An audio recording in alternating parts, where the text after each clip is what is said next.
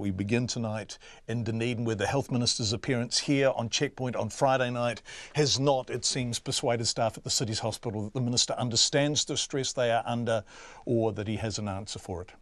Checkpoint has been looking at the Southern DHB for the past fortnight, particularly Dunedin Hospital.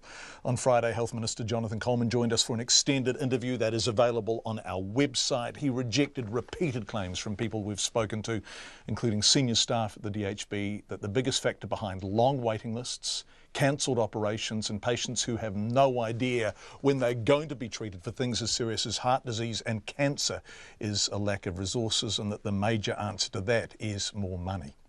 Now, listening to Dr. Coleman on Checkpoint on Friday were two orthopaedic surgeons who so strongly disputed the Minister's take on what's happening at Dunedin Hospital that they wrote him a letter and CC'd it to us.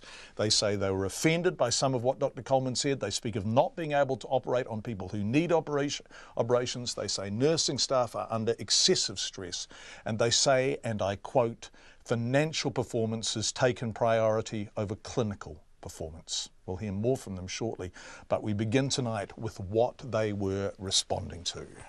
The big picture is there is enough money there. The Commissioner's doing a good job. We're rebuilding the hospital, and actually surgeries have gone up by 33% over time, and an extra nearly $250 million into the DHB. But performance needs to improve because patients come first. They were Jonathan Coleman's final words on Checkpoint on Friday night. Big picture, relatively satisfied with performance, although with some qualifications.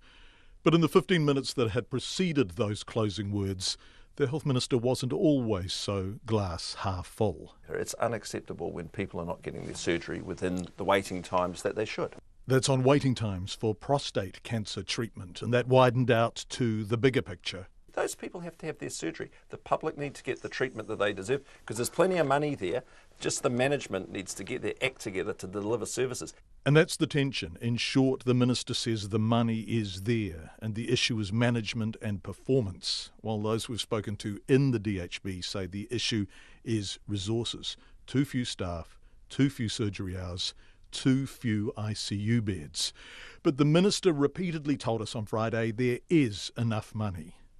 Clearly the hospital has not been working as well as it could over some time, and it needs to turn around, but it's not a matter of money. Not a matter of money. Now, that was Friday night. We began hearing from Dunedin Hospital staff as the interview was going to air. Their responses kept coming all weekend and have continued throughout the day today. Most have been in confidence, but one was very much on the record. You know, I'm sure Dr. Coleman was under stress from the interview, and I suspect probably he regrets some of those comments, but they're out there and I felt that we had to respond to them. Simon McMahon is an orthopaedic surgeon at Dunedin Hospital, who's also a clinical lecturer in orthopaedics at the University of Otago. Not a man given to public protestation, but when he heard our interview with Jonathan Coleman on Friday night, I thought that it was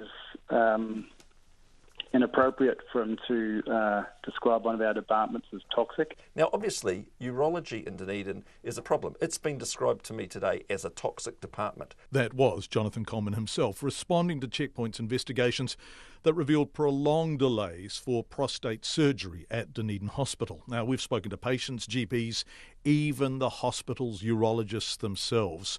All of them have said the delays were too long. The Health Minister responded, they've got to sort their act out there. They've got to provide the radical prostatectomies, the urgent testing that people like those, really good down-to-earth New Zealanders we've just heard from deserve and should get. Right, so urology's a problem. Ophthalmology has been a problem in the past. You talked about people waiting for cardiac surgery. ICU is a problem. Tell me what parts of the hospital are going as you would like. Look, the whole thing needs to improve. That's why we've put the Commissioner in. But this is a big, complex service. 2 years ago, Come Minister. on, John. Look, you can't go like that. You sacked the board. Yep. You put in a Commissioner. You gave her financial KPIs, and she has halved the deficit.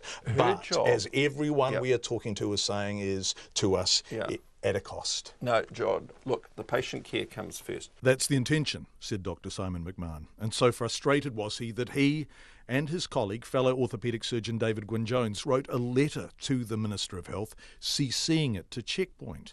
In part, they were upset by personal attacks on their colleagues. He described one of our departments as toxic, and that isn't the case. They're a hard-working bunch of surgeons who actually don't have enough resources to do everything they need to do.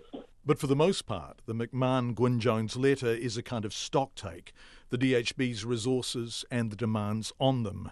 And the letter's two authors are based in the orthopaedics department. Every time we come to a clinic, we get presented with a big wad of referral letters we have to wade through to try and find someone who a general practitioner has referred to us who we think doesn't need to come because, in fact, our limited capacity doesn't allow us to see them all. So some patients, as would occur in any hospital of course, are considered below the thresholds for surgery, and then that is effectively that.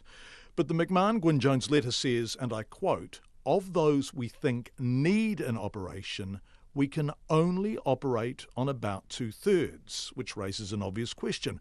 What happens to the other patients? They get referred back to their general practitioner, and usually they simply get referred back. So the GP refers a patient to the hospital agrees an operation is required but can't do it, so refers the patient back to the GP, who agrees an operation is required and refers the patient back to the hospital.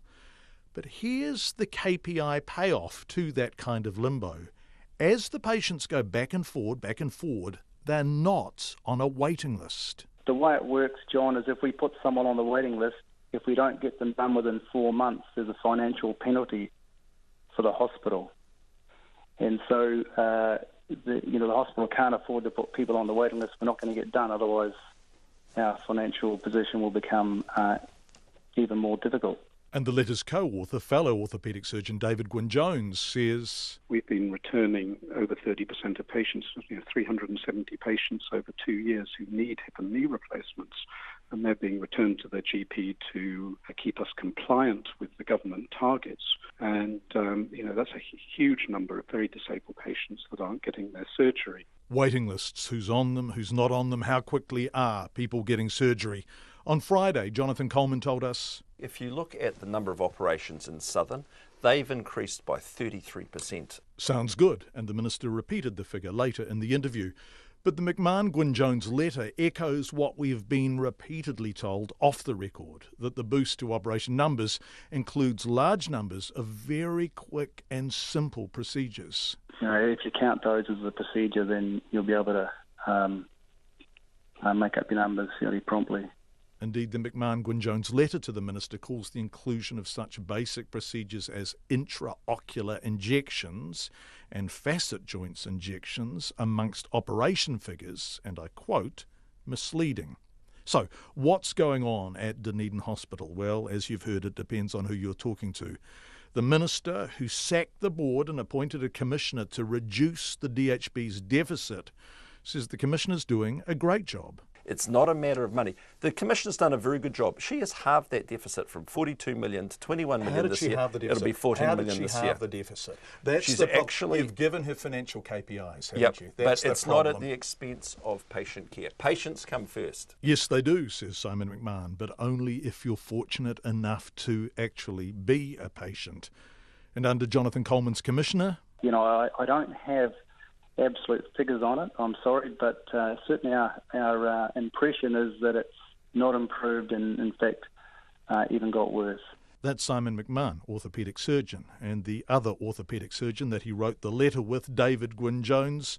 What's his message to Minister Jonathan Coleman? I think he has prejudged the results of the urology review by labelling the department toxic. I think that's very disrespectful for the hard-working people within that department. And I think to bag the whole DHB as a cop case is hopeless for morale. It doesn't really help the issue at all. Health funding perhaps should be an election issue. I would like to see that there is equitable distribution of resources so that patients have an equal chance of getting their surgery wherever they live in the country. That's David Gwyn-Jones, one of two orthopaedic surgeons who heard our interview with Jonathan Coleman on Friday night and wrote to the Minister in response, CCing a copy of the letter to us.